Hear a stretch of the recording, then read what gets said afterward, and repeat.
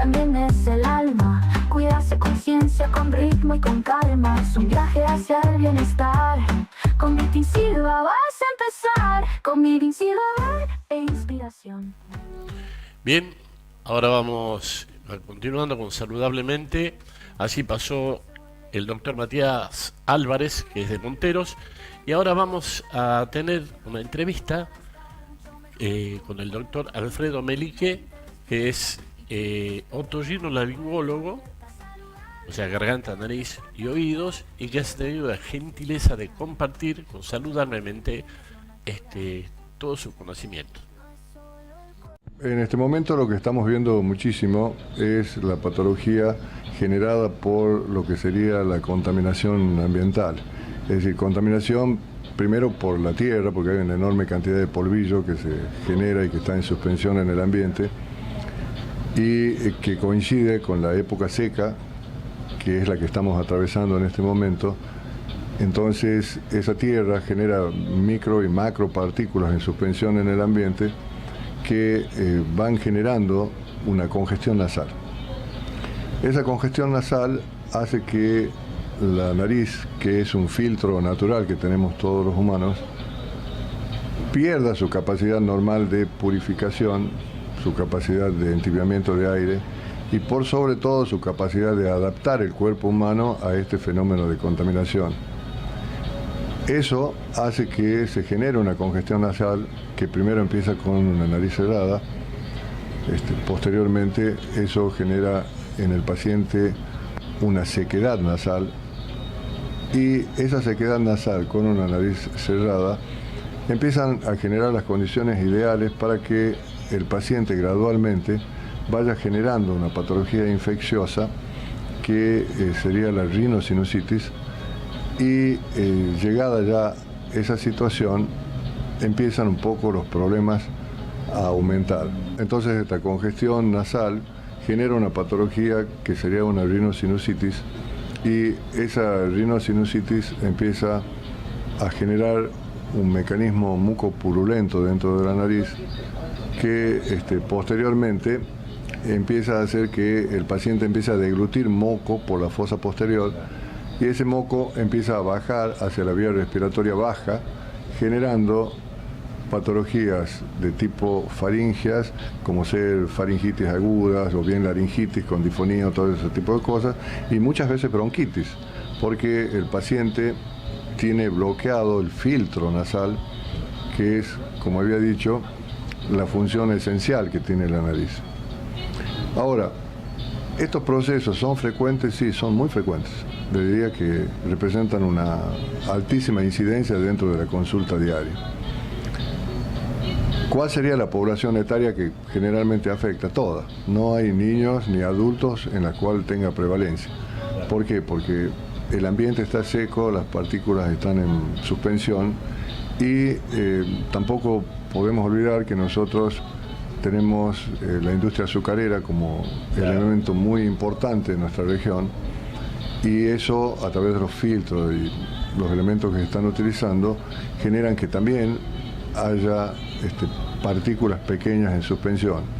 Entonces, sumada las partículas de polvo, las partículas de contaminación de ingenios, las partículas ambientales y la sequedad nasal, se forma este cóctel que para el organismo es bastante fuerte y, por supuesto, que genera patologías, ¿no? Ahora, digamos, son patologías severas, a veces sí son importantes porque la consulta muchas veces es tardía, y tendría que tratarse en una etapa primaria de la enfermedad, donde quizás con una medicación muy suave o muy leve se podría solucionar el problema. El paciente llega muchas veces en forma tardía a la consulta y nos estamos dando con procesos infecciosos que requieren ya una polimedicación y que requieren una serie de cuidados a posteriori para que no deje secuelas en el transcurso del tiempo. Así que la contaminación ambiental, reitero, es la consulta tal vez más frecuente que estamos teniendo en esta época. Doctor, ¿cómo afecta en el caso de los niños, sobre todo? ¿Cómo está afectando esto de la misma manera? ¿Es más permeable a que los chicos sufran esta patología? ¿Tiene algo que ver esa edad etaria, digamos, en los niños? Buena pregunta, sí, por supuesto, porque el niño tiene una tendencia a congestionar la nariz, por algo a los niños se les dice mocosos. Entonces tienen una gran propensión o tendencia a generar mucosidad. Y al haber esto, que sería el factor irritativo, el factor congestivo, la nariz rápidamente tiende a bloquearse y a generar una enfermedad rinosinusal de manera casi inmediata. Los padres deben tener en cuenta que cualquier congestión nasal acompañada de mucosidad, luego de 72 horas de congestión, el moco inmediatamente pasa a ser purulento. Es decir, pierde la capacidad de ser un moco alérgico. Todos deben tener en claro que transcurrido ese lapso de tiempo, irremediablemente el moco está congestionado y está purulento. Por lo tanto, hay que evaluarlo y ver cómo se va a tratar eso, porque no existe un niño que tenga moco 20 días en su nariz y que esa mucosidad no tenga ya un componente infeccioso. Así que el niño es muy proclive a hacer esto, incluso por la misma energía del niño que anda, que corre, que va, que viene, y de frecuentar diferentes ambientes, como ser la escuela, donde hay 30 niños con una realidad inmunológica distinta, porque cada niño viene de un hogar, de un hábitat y de una existencia distinta. Cada uno de esos niños tiene una realidad inmunológica que se comparte con los demás, y eso hace a que el niño esté más expuesto quizás que un adulto a este tipo de patologías. Los padres deben consultar de manera rápida cuando su niño esté congestionado, cuando vean que el niño no respire bien y por sobre todo cuando vean que hay mucosidad y que esa mucosidad se torna purulenta. Y repito, a las 72 horas y 1 minuto el moco está contaminado y está infectado, que es lo fundamental a tener en cuenta.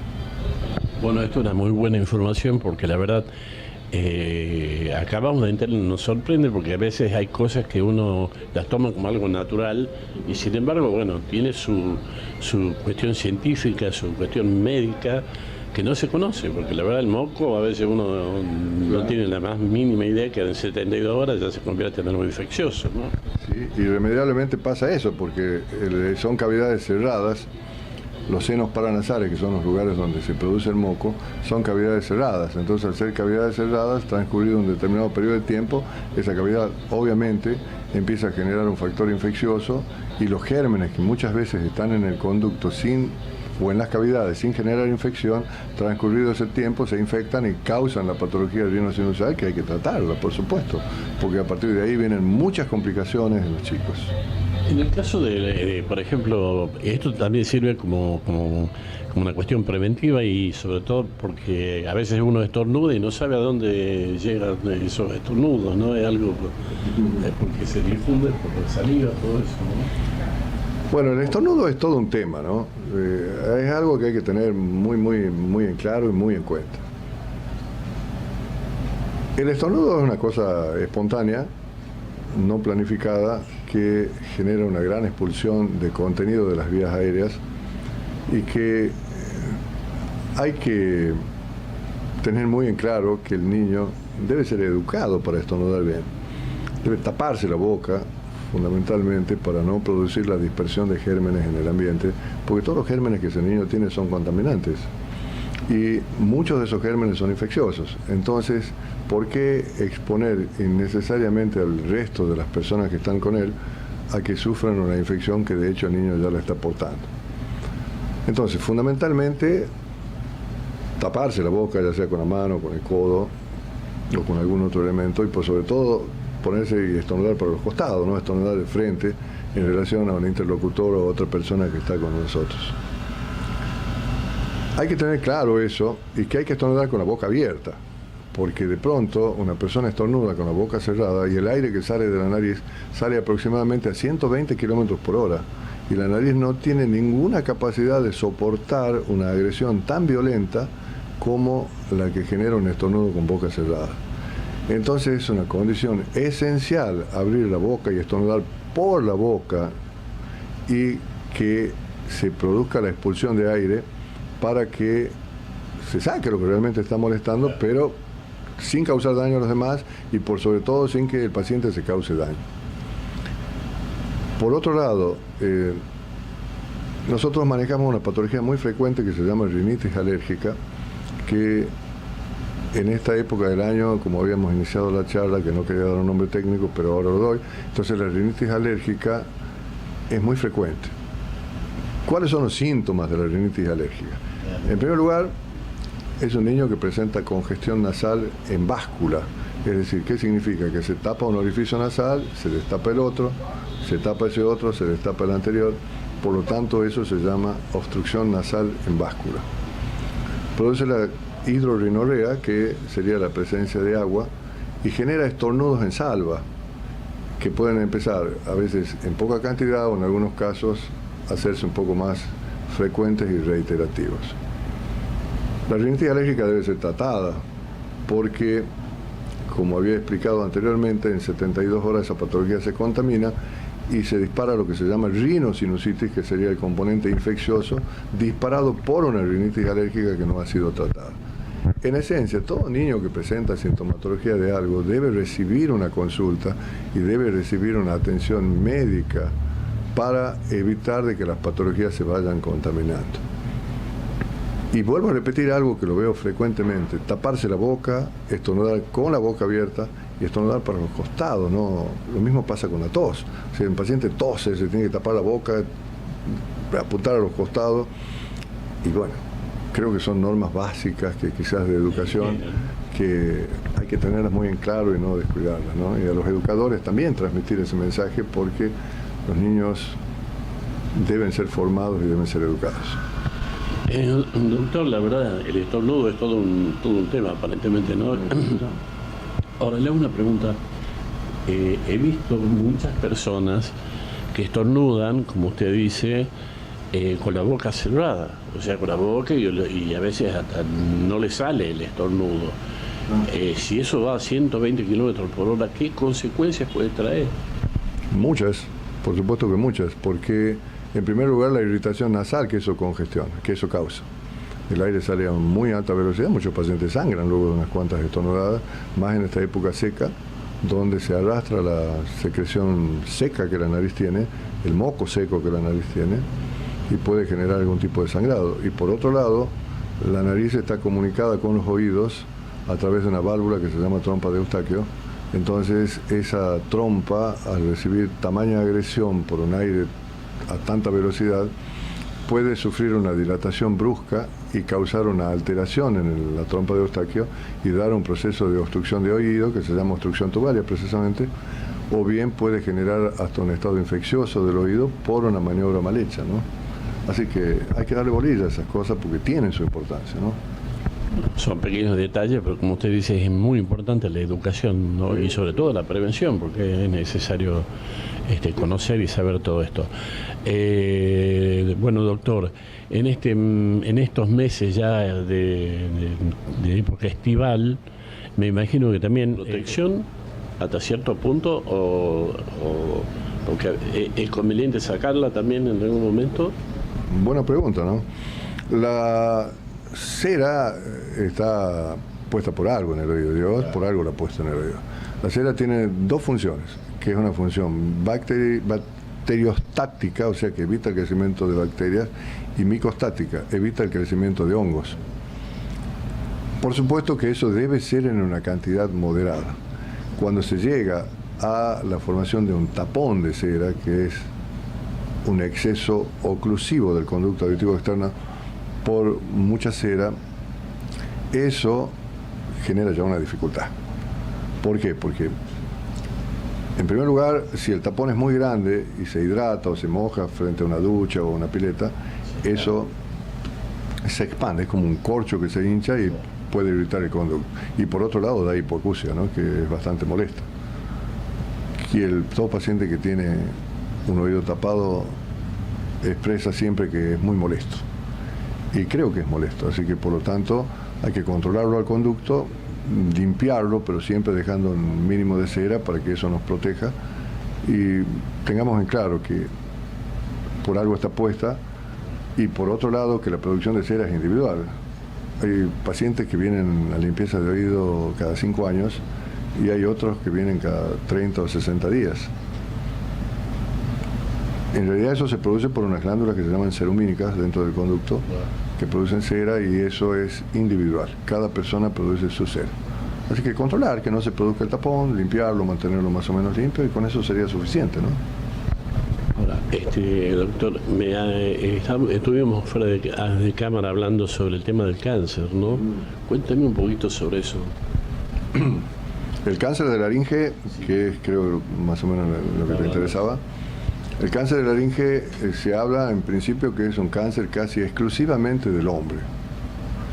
La mujer tiene una protección hormonal contra eso. Se estima que hay un cáncer de mujer por cada 10.880 de hombres. O sea que por lo tanto se habla que sería casi una patología que padecemos los varones. ¿Cuál sería el factor disparador del cáncer de laringe? Casi en un 100% el hecho de fumar. No hay ninguna relación entre un hábito o un vicio, como sería en este caso el fumar, y la patología que se desencadena, en este caso el cáncer de laringe.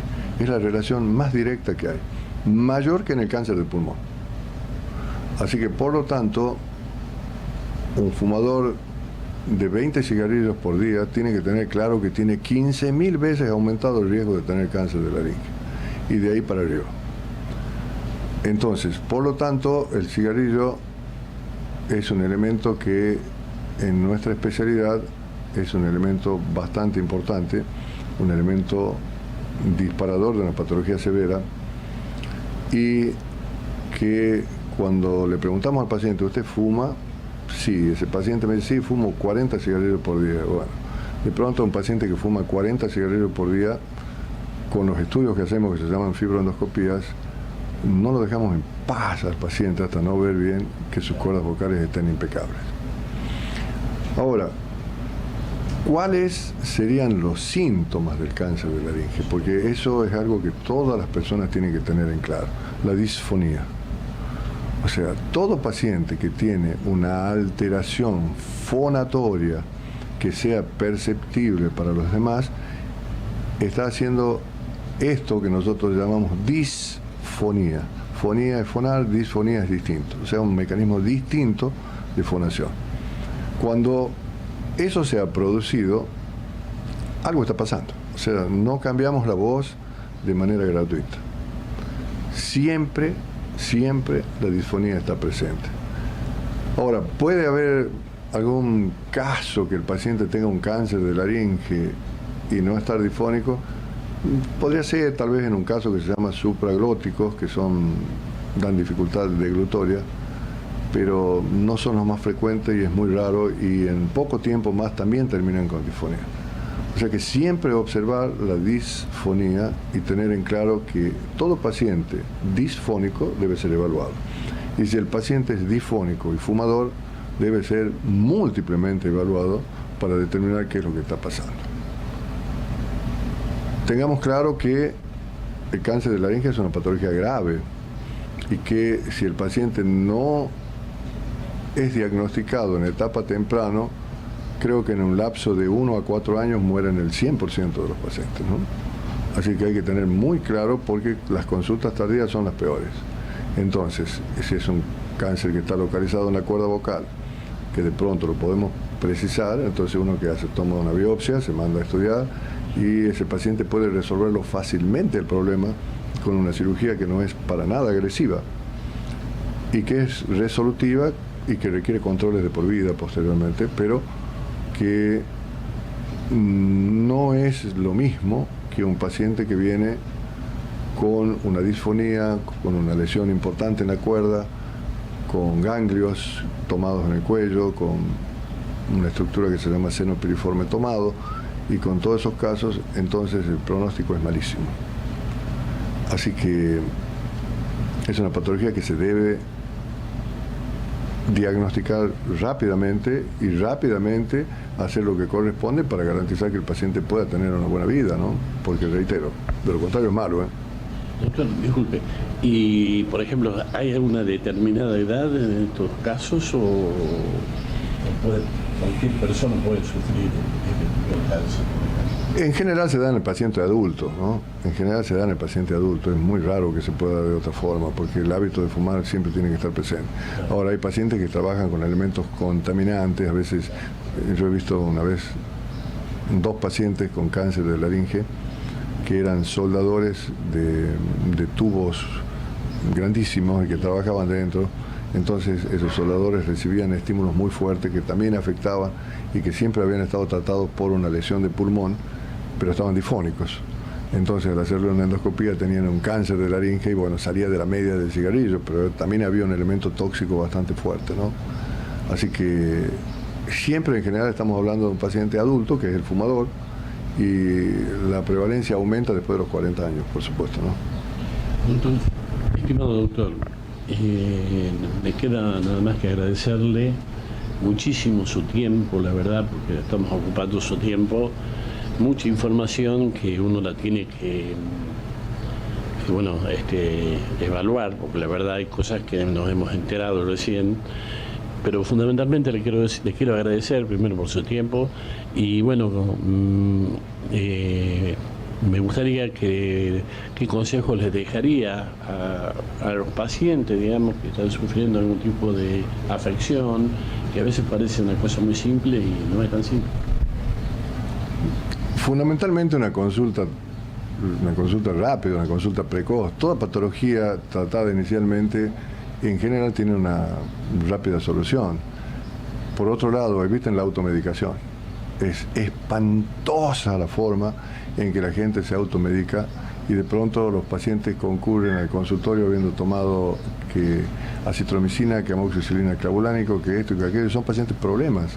A veces es preferible no atenderlos porque la automedicación es mala y por otro lado produce una mutación del cuadro que nos impide hacer un diagnóstico de precisión. Entonces, consulta precoz, evitar la automedicación, seguir con su médico, es decir, quien lo está controlando, que lo siga, que determine qué es lo que pasa y por sobre todo, vuelvo a insistir, una rápida consulta como para evitar consecuencias. Esos son los consejos básicos y vuelvo a insistir sobre la automedicación, ¿no?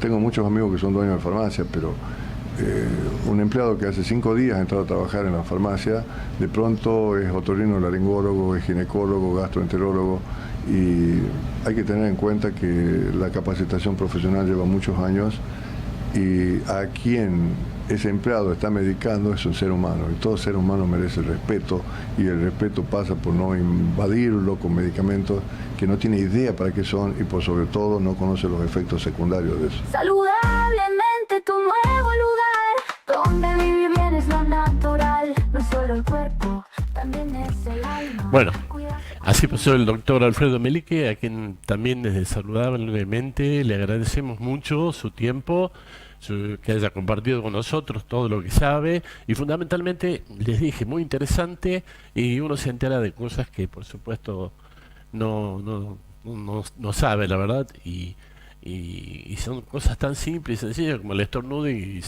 sale a 120 km/h, imagínate.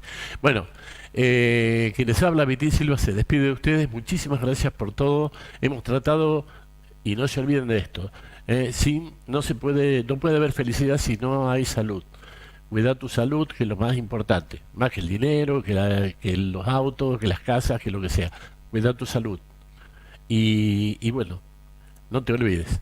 Cuídate mucho, nos estaremos viendo, si Dios lo permite, la próxima semana. Abrazo grande para todos, cuídense mucho. Consejos que te ayudan a estar mucho mejor con cuerpo activo. Quieren brillar, hay un lugar al que puedes llegar. Con Vitín y Silva en energía, aprende salud cada día. Saludablemente ven a disfrutar. Consejos que te ayudan a estar mucho mejor con cuerpo activo y mente despierta. Vitín te espera con la puerta abierta. Saludablemente empieza a cambiar, un programa que te hace soñar. Alimentación, movimiento y más hábitos sanos que puedes aplicar con entrevistas, datos y diversión. La salud se vuelve inspiración. Saludablemente ven a disfrutar consejos que te ayudan a estar mucho mejor, con cuerpo activo y mente despierta. Y Team te espera con la puerta abierta. Saludablemente empieza a cambiar, un programa que te hace soñar, donde vivir bien es lo natural.